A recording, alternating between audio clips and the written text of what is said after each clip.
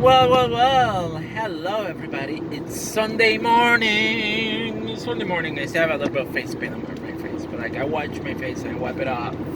Last night, I arrived at 11:30. I was so tired last night because, I've been waking up around 8 o'clock in the morning, but sometimes I don't seem to get quite enough sleep. So on the way back, I was feeling a little bit tired, but I was able to make it safe to my apartment after the wrestling show last night, which I turned to be into a very villainous wrestling character, which is what I needed to do because I'm a heel. And in wrestling, it's good versus evil. You have the baby face and you have the heel. So I'm a heel, and the response was fantastic. Grateful for it. So yeah, I got a chorus of boos from the crowd like last night. So yeah, and I got called cheater, which I haven't been called cheater in quite some time. So it was interesting. Cheater, once you get that, when you get that chorus of boos and cheater, you don't need to do anything else. The crowd will fall for everything because then they're going to be wanting the other person, who is a babyface, to beat the crap out of you. So when they have their comeback, and it doesn't matter how difficult the comeback is, or simple, as long as they get their moves in, they're going to cheer for them. So definitely, wrestling is not complicated, in my opinion. But receiving the chant of cheater, it brought me back when I started wrestling, and I was in Puerto Rico. That was the thing that made people really angry. I remember going to see wrestling matches in Puerto Rico for WWC, which is a promotion of Carlos Colon and Jovica down in Puerto Rico. And I remember I was the heels, so I'll be rooting for the heels. But most people like the baby faces. So I was sitting in front behind an old lady, and I started cheering for the heel, and the lady just looked at me and it's no. It's funny. It was hilarious. It was a great reaction from the old lady in front of me. I think Chalmo had a heart attack when I started cheering for the heels. But no, that's the thing about wrestling. To create an emotion, good versus evil. That's it. It's in movies, it's in theater. That's all there is. That's all there is to it. That's the formula. And I seem to play the villain, the heel, quite well. So, and they've been allowing me to do things that I've been wanted to do for a while. I carry the whip, and people are oh, why you carry a whip and all that kind of stuff. Lately they've been allowing me to choke people with a whip, and it's just the crowd yesterday when I started choking my opponent, they went nuts, and they were boo. I didn't give them what they wanted to see, so obviously they're going to get mad, and it worked. It totally completely worked. So I'm stoked about that. I like that. And then the same with the whip, I can use it to attack, or I can use it to choke the person. It all depends. But when you choke somebody with a whip, it's oh gosh, you're being an evil villain. Going to a different level of being a heel. Just for the sake of doing things. So yeah, totally completely torn into being a villainous heel, and it's interesting. And look, I also like working as a babyface. I know how to work as a babyface. I enjoy it too. It's different, but being the villain, it's more fun in my opinion. And I don't know if you grants playing the villain. I enjoy it more. And I think it's it's pretty much you're controlling the crowd reactions. If you're not a good villain, you're not going to get the crowd to react. But if you are a good villain, if you know what you're doing as a heel, in the ring, like, you know, the pace, the storytelling, you know, ring psychology. And when we talk about ring psychology, it's like the things that happen in the match, you know, the match flow, pretty much, you know. Everybody knows, like, usually and this is my opinion. People will have different opinions, but wrestling matches are divided into a few parts. The first part, and you can see this, like, if you watch any martial arts movie from, like, for example, Jackie Chan in Drunken Master and Fearless Hyena, or any movie that he has been in, like, the match flow has a certain particular pattern, even like in wrestling too. So in the beginning of the match or the fight, like the baby face or the hero or the good guy shows that he can handle the heel. The heel gets frustrated. Damn it! Like because the baby face is probably outsmarting the heel, and at some point the heel decides to start cheating. Now the tide switch. Now it comes to a part that we call the heat, where the heel begins to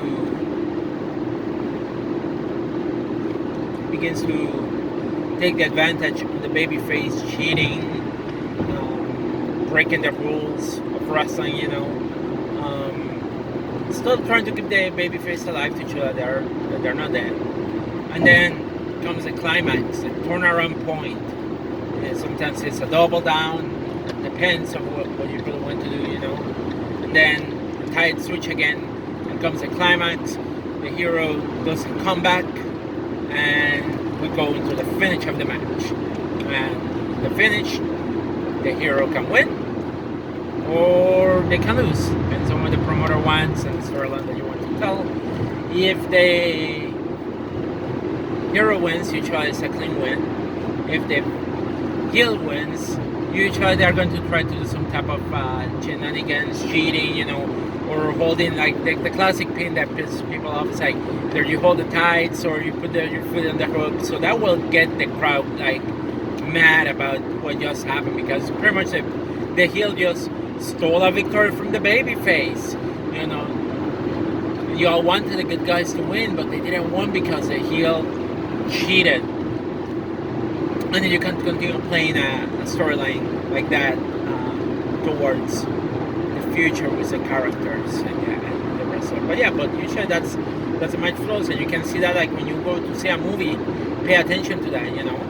Pretty much, like, that's what generates the drama, the intense of, like, making the crowd going, like, in a cinema, going like, oh no, I'm worried about the hero not possibly beating the villain, you know. And then all of a sudden they have their comeback, and boom, they found a way to defeat the villain. So same thing applies in wrestling. And there you go. Now you know a little bit about ring psychology in the ring. So, and it's my opinion. Again, it's my opinion. Everybody will have a different opinion in this sense, but this is my opinion. And the thing is, like, you don't need to do a lot of stuff. Honestly, I see matches sometimes that they do. I get it, it's a style that want to do a lot of stuff, but, like, at the same time, it's like, you don't need to do a lot of stuff to generate that reaction. Like if you know how to do take for example an elbow to a back, you know, if you know how to do that, if you have a person that knows how to sell the move pretty well, you can easily generate a reaction from the crowd. And you don't need to be doing like a 450 or a topless you see all the time in a wrestling match, you know. And that's just my take, you know. It's okay, people want to do that, but find a place where to put it where it makes sense. That's all I'm saying. It's okay to do those type of moves if you can do them, but again, have to put it in a place where it makes sense. Not like, oh, I'm just going to do this just because, you know, like that will remove an element of, like, storytelling. Remember, in the ring you are telling a story too with the moves. You know, it's like in the movies, with the fight scenes they tell a story too. You know, maybe they show a knife in a scene, and then out of a sudden the knife gets thrown in the floor. So now it's like, oh, there's a knife there. Who's going to get it first? So, like, you are creating a story now of, like, okay, so this person may try to get the knife. I'm going to try to get it first. So, like, that's how you create a story in there. In the ring, it should be almost the same way, you know. Like, okay, so if my finisher is a pile driver, and pile driver, we know the historic pile driver in some cases it was banned because it was really in your opponent's like they come up with that kind of storyline. But say you're finishing move with the pile driver, so you're going to do moves that will target the neck just to have the advantage and all that kind of stuff. So you're going to try to find moves that will lead to that, you know, and then you can totally tease the pile driver. Oh, I'm going to go for the pile driver now. No, but then it gets reversed into a back body drop. Oh, you can connect the pile driver. So that kind of stuff, that's what makes a good storytelling perspective instead of just going like high flying stuff. And don't get me wrong, I like to see high flying stuff. I think it's great. I love Mexican wrestling. I like their style is interesting. But at the same time, if you notice, there's still the distinction between heel and faces in Mexican wrestling. You know, anybody watch it, you're going to see it. You know, the rudos, and because in Spanish we have the los tecnicos.